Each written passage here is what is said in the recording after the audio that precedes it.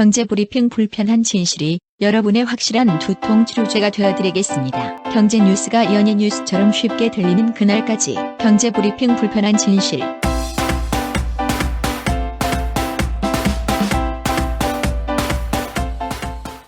경제브리핑 불편한 진실 2월 2일 순서 시작하겠습니다.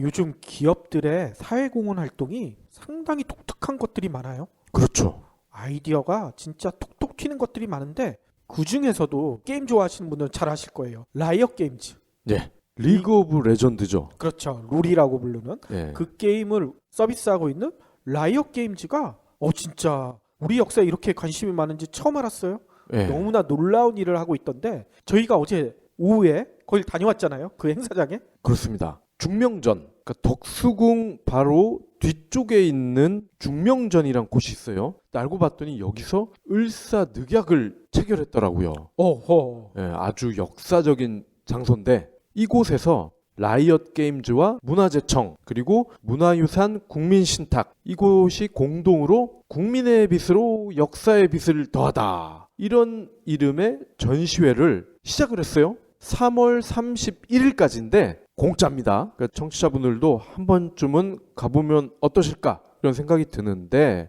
아니 게임 회사가 문화재청과 무슨 전시를 하지? 궁금해하실 수 있는데요. 라이엇이 일단 돈을 후원을 하는 거죠. 돈을 후원을 하면 문화재청과 문화유산 국민신탁에서 유물을 삽니다. 쉽게 얘기해서. 그러면 우리나라 게이머들이 롤을 하면서 쓴 돈을 가지고 우리나라 유물을 다시 되사온다. 이렇게 보면 되는 거네요. 그렇습니다. 물론 이 유물이라는 게 아니 그걸 어떻게 돈으로 사고 팔 수가 있냐 그러실 수도 있는데 전시회에 나오는 이 유물들은요 글씨거든요. 글씨. 보통 휘호라고 하잖아요. 휘호. 그러니까 독립운동을 하신 분들이 쓴 글씨예요. 그래서 이 글씨들을 일반인들이 부모님으로부터 물려받는다든지 아니면 누구누구로부터 빚을 대신 받는다든지 이런 식으로 가지고 있던 거를 문화재청과 문화유산 국민신탁이 수집을 하는 거죠. 그렇죠. 근데 그거를 우리나라 유물이니까 그냥 공짜로 줘 하면 아무래도 그냥 내놓으실 분들이 많지는 않죠. 그렇습니다. 그러니까 주는 사람도 조금 기쁘게 줄 수 있도록 그러니까요. 라이엇이 기금을 후원을 하는 거죠. 어제 저희가 어떤 유물들이 라이엇 게임즈 도움으로 우리 품으로 돌아왔는지 좀 살펴봤더니만요. 전시가 돼 있어요. 이준 열사 아시죠? 헤이그 특사로 유명하신 이준 열사의 친필도 있고요. 한규설 선생님의 서화집도 있더라고요. 예. 근데 저는 제가 역사 지식이 짧아서 그런지 김구 선생님 글씨가 가장 눈에 들어오더라고요. 그렇군요. 예. 저는 어제 거기서 찍은 사진을 저희 아들한테 보여주면서 이렇게 얘기를 했어요. 예전에 아빠가 쓰던 도장들이 다 저기 있네. 이 얘기가 뭐냐면 거기에 조선 시대 왕들이 썼던 어보라고 그러죠. 예. 왕의 도장들이 다 있더라고요. 그래서 제가 이씨라 우리 아들한테 그렇게 얘기했더니 아들이 진짜 믿더라고. 진짜 아빠가 썼던 거야? 국세랑 비슷한 건가요? 그렇죠. 예. 역사책에서만 뵀던 그런 독립운동하신 선생님들 글씨, 그림 이런 것들을 무료로 볼 수 있으니까요. 많은 관람 부탁드리고요. 기업의 사회공헌 방식이 달라졌다라고 말씀을 드렸잖아요. 우리가 기업의 사회공헌 하면 보통은 연탄 나르고 김치 담궈주고 불이웃 돕기 이런 식으로 많이 했었잖아요. 그랬었죠. 네, 그런데 물론 그런 기부도 중요하지만 이왕이면 참여하는 사람들도 재미있고 받는 분들도 의미가 있고 이런 이벤트, 기부 사업을 하면 어떨까? 이런 생각에서 나온 게 이런 방식이거든요. 그렇죠. 그러니까 저희 경제브리핑 불편한 진실도 진짜 나중에 돈을 많이 벌게 된다? 그러면 좀 색다른 사회공헌을 해야 될 것 같아요. 우리는 어떤 거 할까요? 저희도 이런 문화유산 사옥 이런 거 괜찮은 것 같아. 제가 마침 어제 책을 하나 쓱 끄집어서 봤더니 그게 도둑맞은 우리나라 문화유산에 관한 거더라고요. 근데 우리나라가 도둑맞은 문화유산 중에 가장 아까운 게 몽유도원도래요. 그게 일본에서 가지고 있잖아요. 그렇습니다. 그런데 이게 만약에 한국에 있었더라면 국보 1호 중에도 1호가 될 수 있었을 것이다. 그런 평가를 받는 작품이더라고요. 그런데 그 몽유도운도를 일본에서 빼앗아오는 게 아니라 이제 사와야 될 거 아니에요. 그렇죠. 사오려면 진짜 돈을 많이 벌어야 되겠는데? 이게 돈이 정말 많이 드는 게요. 이미 일본의 국보라고 합니다. 저희가 그 정도로 돈을 벌 수 있을지 모르겠지만 뭐 꿈은 이루어지는 거니까요. 네. 한번 꿈을 꿔보겠습니다. 예, 안평대군의 꿈을 그린 거죠. 몽유도 혼도가.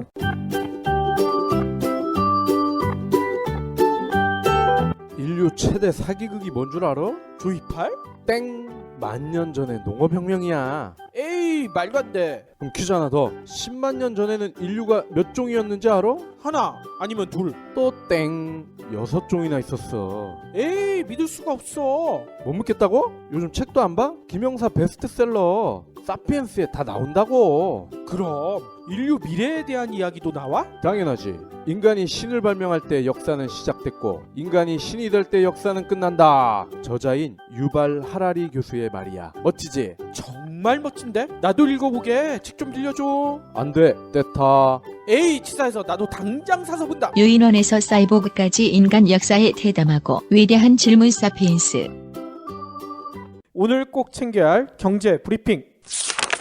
이제는 수출 한국이란 말이 사라질 것 같아요. 뭔 얘기냐면 어제 발표돼서 진짜 모든 국민들이 놀랐을 텐데요. 올해 1월 수출액이요. 작년 같은 달보다 무려 18.5%가 하락했대요. 와. 그래서 난리가 났잖아요. 그런데 이렇게 하락한 거에 가장 큰 역할을 한 게 뭔지 아세요? 조선 아닙니까?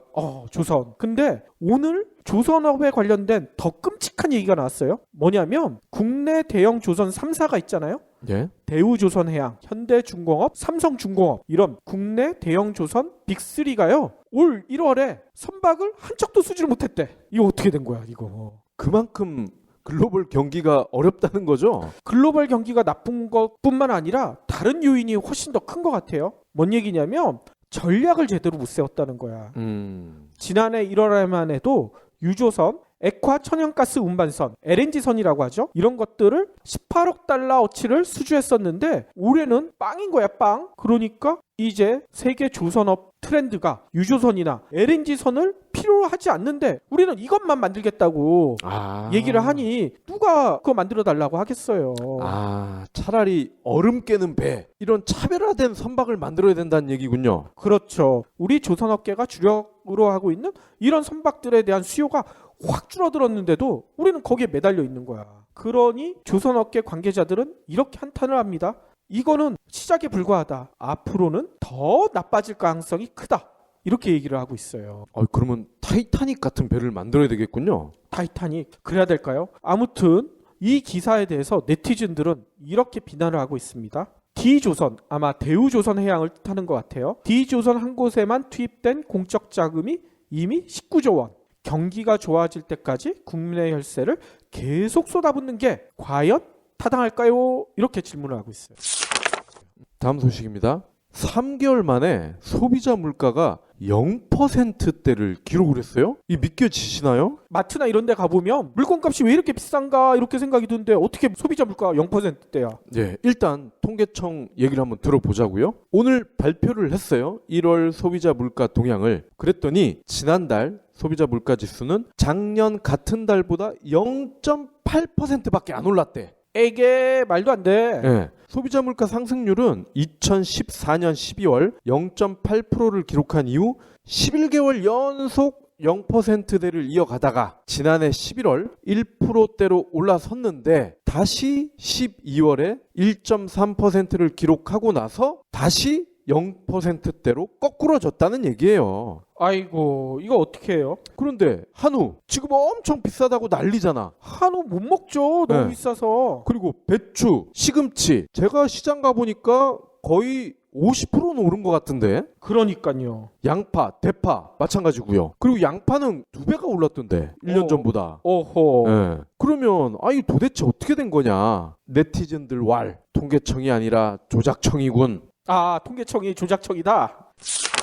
곧 설이 다가오잖아요. 그래서 우리 회사는 도대체 며칠을 쉬고 또 비교 상대가 있어야 되잖아. 다른 회사들은 얼마나 쉬나 상당히들 궁금할 거예요. 그래서 연합뉴스가 각 업체별로 며칠 쉬는지 좀 조사를 해봤나 봐요. 네. 이 조사에 따르면 이번 설에는 많은 기업들이 5일 안팎으로 쉴 거라고 파악됐대요. 그런데 많이 쉬는 근로자들은 최대 9일까지 쉴 거라고 얘기를 하고 있다고 합니다. 어우, 한 달에 3분의 1을 쉬네요. 그러니까요. 이게 가능한 이유가 뭐냐면 토요일부터 대체 공휴일까지 5일 쉬게 되잖아요. 네. 여기에 11일, 12일 이게 출근하는 날인데 이때 연차 휴가를 쓰게 되면 그 다음 주말인 13, 14일까지 그러니까 6일에서 14일까지 쉬는 거야. 그러니까 최대 9일이 되는 거죠. 그렇네요. 특히나 울산 지역의 주요 대기업들은 5, 6일 뭐 이 정도 쉬지만 일부 사무직들은 연차 휴가를 활용해 실제로 최대 9일까지 쉬는 걸 허락했다고 합니다. 그리고 제조업체가 많은 경기도 안산 뭐 이런 기업들은 설 연휴 전체를 휴무를 하고요. 13곳은 일부 휴무만 할 예정이라고 해요. 근데 휴무뿐만 아니라 또 관심 있는 게 설 상여금이 얼마냐 이게 좀 궁금하잖아. 네. 그런데 설 상여금은 지역별, 기업별로 상당히 차이가 많은 걸로 조사가 됐어요. 부산 경영자 총리협회가 부산 주요 123개사 대상으로 조사를 해봤더니 상여금을 지급하겠다 하는 기업이 72.2% 이렇게 나타났대요. 그리고 1인당 평균 상여금 지급액은 114만 원. 상당히 많이 주네요. 그런데 일부 회사들은 이런 상여금을 전혀 주지 않을 예정이라고 합니다. 왜냐하면 워낙 경기가 좋지 않아. 경기 좋을 때도 안 주는 회사는 계속 안 줬어요. 그러니까요. 그래서 네티즌들은 이 기사에 대해서 이런 식으로 얘기를 하고 있어요. 제조업이고 서비스업이고 지금 일이 없어서 난리네요. 진심 죽겠어요. 쉬는 게 아니라 죽어가는 느낌이에요. 이 얘기가 뭐냐면 최대 9일 쉬는 게 결코 반갑지 않다. 왜냐하면 경기가 좋으면 9일이나 쉬게 안 할 거 아니야. 11일부터는 개발 제한구역, 즉 그린벨트 안에 집을 부수거나 짓거나 훨씬 쉬워진다고 합니다. 그래요? 네, 오늘 국토부가 이와 관련된 법안을 통과가 됐다 이렇게 밝혔어요. 그런데 그린벨트에 있는 집을 짓기가 쉬워진다. 이 얘기는 뭐예요? 결국 부자들이 집을 더 짓게끔 도와주겠다. 이런 거 아니에요? 그러니까요. 그러니까 이 법은 한마디로 부자들이 쉽게 땅을 늘리고 그린벨트에 대저택을 짓게 도와주는 거 아닌가 이런 의심이 드네요. 그럼요. 돈 없는 사람이 그린벨트에 있는 집을 산다? 상상하기 어렵죠. 저희가 단말기 유통법 가지고 여러 번 얘기 드렸었어요. 네. 그런데 그때 지적한 게 단말기 유통법이 정부의 얘기대로 통신비 절감, 가계 통신비 절감에 크게 도움이 되지 않고 오히려 기업들, 이통 3사들의 영업에만 도움이 될 것이다. 이런 지적을 많이 했었잖아요. 네. 그런데 이게 실제 자료로 증명이 됐어요. 뭔 얘기냐면 오늘 이통통신 3사 IR 자료 이걸 조사를 해봤더니만 단말기 유통법 시행 후 첫 회계연도 그러니까 작년이죠. 작년 한 해 동안 마케팅 비용을 절감한 그 비용이 무려 8천억 원에 달한다. 이렇게 나타났어요. 실제로 KT는 작년에만 마케팅 비용을 전년도에 비해 10.8%를 줄여가지고요. 3,400억 원을 아꼈대요. 새 브랜드를 출시하면서 광고 선전비를 늘린 LG U+도 마찬가지로 합니다. 전년도에 비해 4.7% 마케팅 비용을 절감해서요. 그 절감한 액수가 1,000억 원에 가깝다고 해요. SK텔레콤도 작년에 마케팅 비용을 한 10%가량 축소한 걸로 알려져 있고요. 그래서 실제로 줄인 금액은 3,500억 원. 그러니까 세 회사 다 합치니까 8천억 원. 이런 계산이 나오는 거지. 그런데 정작 소비자들은 오히려 비싸게 사고 있잖아요. 그러니까요. 그러면 이게 뭐 빼서 뭐 막는다고 딱 그 짝이네. 그렇죠. 그래서 한 네티즌은 이런 지적을 하더라고요. 단말기 유통구조 개선법, 단통법이잖아요. 이 단통법이 단지 통신사들 위한 법 맞네. 맞군요. 안녕하세요, 해리입니다. 여러분, 꼬박꼬박 내는 반값을 생각하면 집 선택은 신중해야 합니다. 360도 리얼뷰와 조건 검색, 그리고 매물도 많은 다방으로 찾으세요. 반값이 얼만데 볼 수 있는 건 다 봐야죠. 방 찾을 땐 다방. 그러면 오늘의 섹션 IT 게임 월드를 살펴볼 텐데요. 요즘 게임 업계가 그렇게 좋지가 않아요. 그렇습니다. 고사 직전이라고 하는데 자 일단 제가 세 가지 팩트를 전해 드릴 테니까요. 잠시만 귀를 기울여 주세요. 첫 번째, 요거는 방금 브리핑 때 이 PD님이 소개해 주신 내용입니다. 올해 1월 수출이 18.5% 줄었다. 6년 5개월 만에 최대폭이다. 그런데 전통적인 수출 효자라고 하는 애들이 다 죽을 썼다. 반도체, 선박, 기타 등등 그런 얘기고요. 두 번째, 2009년 국내 게임 업체 수가 3만 개에 달했대요. 우와, 엄청 많았네요. 예. 그런데 5년 만에 2014년에는 14,000개로 절반 이상 줄었어요. 우와, 이건 또 웬일이래? 예. 2일 한국경제연구원이 발표한 게임 산업 규제 정책의 전환 필요성 보고서에 따르면 한국 게임 업체 수가 이렇게 5년 만에 52% 이상 줄었습니다. 우리나라 게임 산업은 작년 기준입니다. 수출액 약 3조 7,200억 원. 이게 어느 정도인지 감이 안 오실 텐데요. 콘텐츠 산업에서 봤을 때 전체 수출의 55.2%입니다. 그러면 우리나라 컨텐츠 산업의 절대적이다. 이렇게 봐도 되는 거네요. 그렇습니다. 비교 불가란 얘기죠. 한국 게임 시장이 중국, 미국, 일본에 이어서 글로벌 4위 규모라고 합니다. 올림픽 등수랑 비슷하네요. 예. 자, 그다음에 세 번째 팩트입니다. 지난달 3일이죠. 더불어민주당에 입당한 김병관 웹젠 이사회 의장이 게임에 대한 부정적 인식을 바꾸고 IT 업계 되살리기에 나섰다. 이런 내용입니다. 어제죠. 1일 김 의장이 이렇게 얘기를 했어요. 국회에 진출하면 게임과 IT를 담당할 건데 특히 게임을 부정적인 시선으로 바라보는 근본에는 게임에 대한 이해가 부족하기 때문에 이를 해결하기 위한 활동에 매진하겠다. 김 의장은 문재인 전 더민주당 대표의 두 번째 영입 인사이면서 게임 업계에서 정계에 진출하는 첫 번째 인사이기도 합니다. 그렇군요. 김 의장은 청소년의 게임 이용 시간을 제한하는 셧다운제 그리고 게임을 마약, 도박, 술과 함께 4대 중독 유발 물질로 보는 게임 중독법의 배경에는 게임이 악이다 이런 인식이 자리 잡고 있다고 강조를 했어요. 더불어서 김 의장은 게임뿐 아니라 IT 업계 발전에도 기여하겠다는 의지를 드러냈어요. 박근혜 정부가 창조경제의 중요한 축으로 IT 업계를 주목하면서도 정책의 방향성은 애매모호하다 이렇게 지적을 했습니다. 정부가 창조경제의 부흥책을 외치기만 할 게 아니라 불필요한 규제를 철폐해야 한다 이렇게 힘줘 말했습니다. 자, 이상 세 가지 팩트에서 여러분은 무엇을 느끼시나요? 게임 규제 강화, 게임 업체 감소, 콘텐츠 산업 수출 감소, 국가 전체 수출 감소 이러한 악순환이 혹시 보이지 않나요? 진짜 그런 것 같아요. 네. 물론 반도체나 조선과 같은 덩치가 큰 비즈니스와 직접적으로 비교를 할 수는 없지만 중요한 거는 지금은 모바일 시대예요. 하드웨어보다는 소프트웨어가 결국 헤게모니를 지배하는 힘이란 얘기예요. 그렇죠. 게임을 비롯한 컨텐츠 IT 산업은 다양한 분야에 접목할 수 있는 융통성이 있단 말이죠. 그리고 핀테크, IoT, O2O, 첨단 산업을 주도할 수 있는 기초 체력이나 다름이 없다는 얘기죠. 그렇죠. 어제 우리나라 수출이 18.5% 줄어들었다. 이 얘기를 하면서 대부분의 언론들이 언급한 게 우리나라 반도체 산업 어떻게, 우리나라 조선 산업 어떻게, 우리나라 건설 산업 어떻게 이 얘기만 하더라고. 네.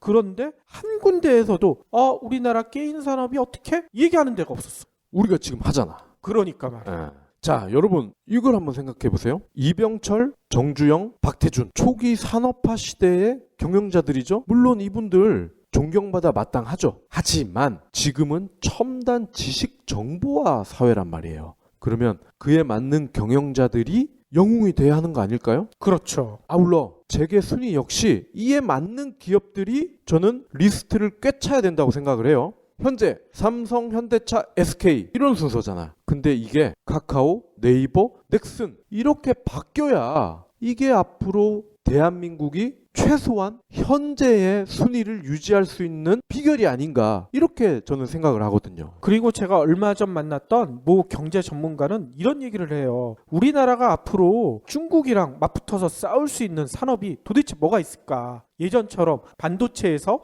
중국을 이길 수 있을까? 자동차에서 이길 수 있을까? 생각해 보시면 이제 거의 불가능해졌어요. 왜냐하면 중국이 엄청난 자본, 엄청난 국가에서 지원을 받고 이 산업들을 지금 발전시키고 있잖아. 그렇죠. 예전에 우리가 일본이랑 미국을 물리친 때처럼 중국도 한국을 타도하기 위해서 지금 엄청나게 노력을 하고 있어요. 그런데 그거를 우리가 막겠다? 쉽지 않을 거란 얘기인 거죠. 우리가 그러면 새로운 시대에 맞는 새로운 산업을 키워야 되는데 그게 바로 게임과 같은 IT와 같은 이런 컨텐츠 산업이 돼야 되는데 우리나라 정부 관료들은 아직도 우리나라 자동차 잘 팔려야 돼. 반도체 팔려야 돼. 건설 많이 해야 돼. 이런 구시대적인 사고에서 벗어나지 못하고 있다. 이런 지적을 하시더라고요. 네. 산업 이꼴 삼성, 현대차, SK 이거란 얘기죠. 아직까지도. 그러니까 저희가 어제 1번 마이너스 금리가 한국 경제에 던지는 경고 이 편에서도 얘기 드렸듯이 지금 뉴노멀이 눈앞에 온 게 아니라 벌써 펼쳐지고 있어요. 시대가 바뀌었는데도 예전 사고 방식에서 벗어나지 못한다면 뉴노멀 시대에 살아남기가 힘들게 되는 거죠. 자, 다음 전해드릴 이야기가 바로 좋은 사례가 될 수 있을 것 같아요. 경제브리핑 불편한 진실 나한테 정말 딱이더라고. 신문이나 TV 뉴스 챙기기 쉽지 않잖아. 그런데 경제브리핑 불편한 진실은 내가 듣고 싶을 때 터치만 하면 경제 뉴스를 쉽게 풀어서 설명하거든. 시사 용어 해설도 들을 수 있고 신간 리뷰도 들을 수 있고. 글쎄 우리 조카가 이 방송을 듣고 나서 이모 진위 개수가 뭔지 알아? 난 알지? 하고 자랑하더라고. 이런 팟캐스트 정말 오래오래 들을 수 있으면 좋겠다. 그런데 혹시 돈 없다고 그만하면 어쩌지? 이 PD님, 박 PD님 맨날 자비로 방송한다고 하던데 조금이나마 도울 수 없을까? 걱정 마세요. 신개념 기부 사이트 위시플렉스가 있습니다. 안녕하세요. 위시플렉스 대표 김태우입니다. 여러분의 돈은 한 푼도 들이지 않고 경제브리핑 불편한 진실을 기부할 수 있습니다.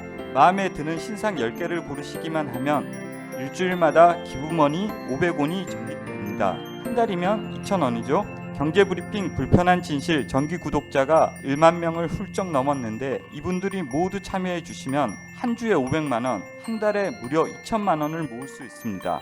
이 정도면 PD, 박 PD님 신세 타령하지 않아도 되겠죠? 위시플렉스는 스마트폰 앱은 물론 PC에서도 만날 수 있습니다. 유기견 살리기, 저소득 가정 아동 돕기 등 다양한 기부 프로젝트가 있으니 많은 후원 부탁드립니다. 구글이 애플을 제치고 글로벌 시가총액 1위 기업으로 점프를 했어요. 오호. 2일 나스닥 마감을 하고 나서 구글의 지주사죠? 알파벳이 보고를 했어요. 지난해 4분기 매출이 전년 동기 17.8% 증가한 213억 3천만 달러를 기록했다. 근데 이게 월가 전망치보다 훨씬 높아요. 아니 월가가 전망한 것보다 훨씬 많이 판 거예요. 네. 자, 같은 기간 순이익은 전년보다 5.1% 늘어서 49억 2천만 달러를 기록했고 지난해 전체 매출이 우리 돈으로 약 90조 원이라고 합니다. 이야 장난 아니네요. 네. 그리고 검색이 핵심이잖아요. 구글은 핵심 사업 부문에서 211억 8천만 달러의 매출을 올려서 전년 동기 대비 18% 성장을 했어요. 이래저래 시장의 예상을 다 웃돌았는데 그러다 보니 알파벳의 주가가 시간의 거래에서 6% 넘게 급등을 한 거죠. 근데 결과적으로 같은 날 애플 주가는 1%가 빠졌단 말이죠. 저울질을 해봤더니 알파벳 시총이 5,700억 달러, 반면 애플은 5,350억 달러를 찍은 거예요. 아 그러니까 구글의 시총이 350억 달러 정도 많은 거네. 그렇습니다. 2010년 2월 이후로 처음 구글이 애플의 시총을 넘어서는 순간이었죠. 아니 구글의 시총이 애플을 제끼게 된 결정적인 이유가 있을 것 같아요. 바로 장래성이죠. 아 장래성. 예. 즉 구글은 지금도 돈을 잘 벌고 있지만 앞으로도 꾸준히 잘 벌 거다. 이런 기대가 크다는 얘기죠. 구글이 사실 적지 않은 돈을 까먹으면서도 자율주행차 연구를 계속하고 있죠. 그리고 사실상 접긴 했어요. 구글 글라스. 그런데 이러한 사업들이 대차 대조표상에서는 마이너스예요. 하지만 구글의 미래를 보는 투자자에게는 플러스 효과를 주고 있다는 거예요. 오호. 그리고 어제죠? 구글이 5G 수준의 무선 이동통신 기술을 상용화하겠다. 근데 어떻게? 드론을 띄워서. 아, 드론으로 5G를 한다고요? 그렇습니다. 그러니까 남들은 생각지도 못한 사업을 얘들은 계속 트라이를 하는 거예요. 그러니까 예전에 한 다큐멘터리에서 이 얘기를 하더라고요. 구글은 기존 IT 기업들이랑 좀 다르다. 뭐가 다르냐면 새로운 시장을 스스로 개척해 나간대요. 그러니까 이런 새로운 시장을 개척해 나가는 장래성 덕분에 시총에서도 애플 앞선 게 아닌가 이런 생각이 드네요. 그렇죠. 사실 주식을 산다. 이 의미는 현재 가치보다는 미래의 가치를 좀 더 높게 바라본다. 이거 아닙니까? 그렇군요. 예. 아니 그러면 그동안의 세계 1위였던 애플은 엄청 자존심이 깎일 텐데 이거 어떻게 해요? 예. 애플은 현재는 괜찮아. 돈 잘 벌어. 그런데 가까운 미래에는 잘 벌지 못할 가능성이 크다. 이거죠. 진짜로요? 예. 애플이 지난해 4분기 분기 사상 최대 아이폰 판매량을 기록했어요. 근데 중요한 거는 전분기 대비 성장이야, 성장. 이 성장률이 0.4%에 그쳤다. 4%도 아니고 0.4. 그러니까 사람으로 치면은 이제 키가 다 큰 거야. 얘는 이제 고1, 2 정도 된 거지. 이제 성장판이 다 쳤다. 끝났어. 반면에 구글은 초등학교 6학년이야. 아직도 크고 있는 거네. 그렇죠. 사실 키가 초등학교 6학년에서 남자들 기준으로 고1 요 사이에 가장 많이 크지 않나요? 그렇죠. 바로 그거죠. 구글은 초딩 6학년, 애플은 고2야. 이미 다 컸어. 그게 문제라는 거죠. 그리고 애플 전체 매출에서 아이폰 비중이 70%이거든요. 아이폰에 너무 집중돼 있네요. 비중도 워낙 큰 데다가 키가 다 컸어. 그럼 뭐예요? 이제 나이를 먹으면 키가 줄어들죠? 칼슘이 막 빠질 거 아닙니까? 그러니까 이제는 줄어들 일만 남았다. 이겁니다. 그렇군요. 저는 근데 애플의 아이폰을 보면서 이런 생각을 해요. 뭔 생각이냐면 세계 경제가 잘 나갈 때는 마니아들이 여유가 있잖아요. 그렇죠. 그러니까 애플에서 내놓는 아이폰 최첨단 비싸더라도 마음 놓고 살 수가 있거든요. 근데 세계 경제가 지금 거의 다 꼬꾸라지고 있죠. 마니아들도 쓸 돈이 없어. 그러니까 아이폰 신제품이 나와도 저걸 도대체 누가 살까? 이런 걱정이 들더라고요. 맞아요. 하다못해 여유가 있을 때는 편의점에서 사발면을 먹더라도 우리가 생 달걀을 풀어서 먹죠. 여유가 있는데 사발면에 생달걀이에요. 근데 토스트 안 지금처럼 먹지. 여유가 없으면 달걀을 못 풀어. 그냥 사발면 먹어야 돼. 이 계란이 완전 식품이잖아. 그래가지고 사발면을 먹더라도 우리 이 영양소를 충분히 보충하자. 그래서 계란 넣어서 먹고 그러지 않았어요? 계란 하나에 그럼요. 경제가 바뀌는군요. 요즘은 계란을 못 푼다고. 그래도 애플이 이렇게 몰락하는 건 좀 안타까울 것 같아요. 그쵸. 부자가 망해도 3대는 간다고 그랬는데 당연히 애플도 준비는 하고 있어요. 그래요? VR, 가상현실, 증강현실, AR 이런 쪽 제품 개발에 투입된 인원이 수백 명 규모라고 합니다. 그러면 조만간 아이폰에서 VR이나 AR을 이용할 수 있게 되는 거예요? 그럴 수도 있고요. 아니면 애플 와치처럼 별개의 상품으로 가상현실이나 증강현실을 체험할 수도 있겠죠. 오호. 그리고 나도 테슬라처럼 돼볼래 하고 전기차 사업도 비밀리에 진행 중으로 알려져 있죠. 그런데 중요한 거는 투자자가 봤을 때는 한동안은 구글의 미래가 더 매력적이라는 거죠. 아무튼 애플의 반격이 어떻게 될지 좀 궁금해지네요. 잡스가 없어서 그런 것 같기도 하고요. 요즘 경제가 나빠지고 명퇴가 늘어나고 이런 일들이 벌어지면서 인맥 관리에 관심 있는 사람들이 많잖아요. 그렇죠. 어떻게든 살아보겠다는 거지. 인맥을 잡아서라도. 그래서 인맥 관리에 관련된 책들이 엄청 팔린다. 이런 얘기도 있어요. 그런데 거기에 나오는 인맥 관리가 과연 어떤 도움이 될까? 저도 인맥 관리에 관련된 책들 몇 개 읽어봤더니 그냥 다 뜬구름 잡는 소리야. 이게 과연 나한테 도움이 될까? 이런 생각들이 많이 들었거든요. 뭐 밥을 먼저 사라 뭐 그런 거 아니에요? 밥을 먼저 사라 뭐 이런 것보다는 그런 게 많았지. SNS를 적극 활용하라, 전화 자주 하라, 뭐 너무나 뻔한 얘기들이 많았었는데 제가 오늘 페이스북에서 본 인맥 관리 비법은 진짜 기발해요. 제목이 이렇게 돼 있어요. 마음에 새겨둬야 할 인맥 관리 17가지. 근데 17가지가 저는 대부분이 다 진짜 하나하나 주옥 같다는 생각이 들었는데 지금 17가지를 다 소개해드리긴 힘들 것 같고 몇 가지만 추려서 얘기를 드릴게요. 일단 첫 번째는 지금 힘이 없는 사람이라고 우습게 보지 말아라. 힘없고 어려운 사람을 100번 도와주어라. 그러나 평판이 좋지 않은 사람은 경계하라. 되게 재밌지 않아요? 그 다음으로는요. 고마우면 고맙다고, 미안하면 미안하다고 큰 소리로 말해라. 마음속으로 고맙다고 생각하는 것은 인사가 아니다. 남이 내 마음속까지 익을 만큼 한가하지 않. 이렇게 충고하고 있어요. 그거 좋은 얘기네요. 이거 괜찮죠? 네. 그리고 또 한 가지는 남을 도울 때는 화끈하게 도와줘라. 도와주는지 안 도와주는지 흐지부지하거나 조건을 달지 말아라. 괜히 품만 팔고 욕만 먹는다.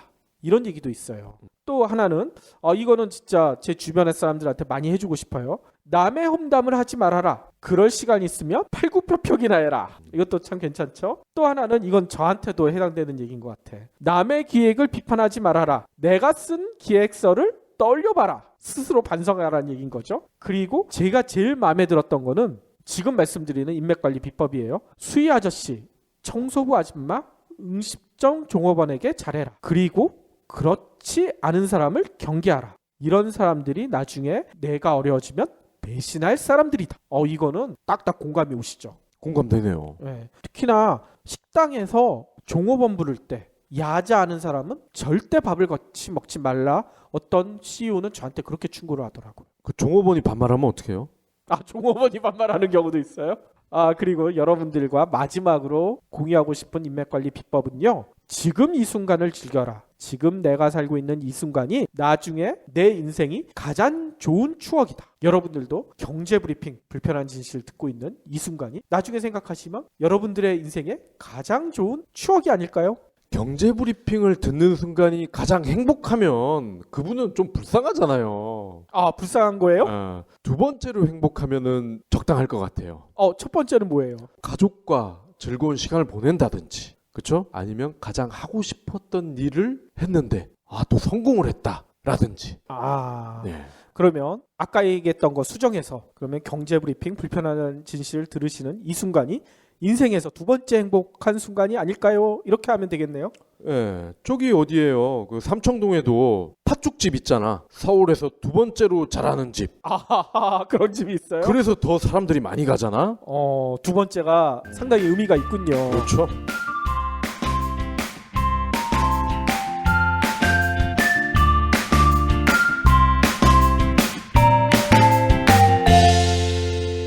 본 팟캐스트의 저작권은 뉴스백에 있습니다. 국내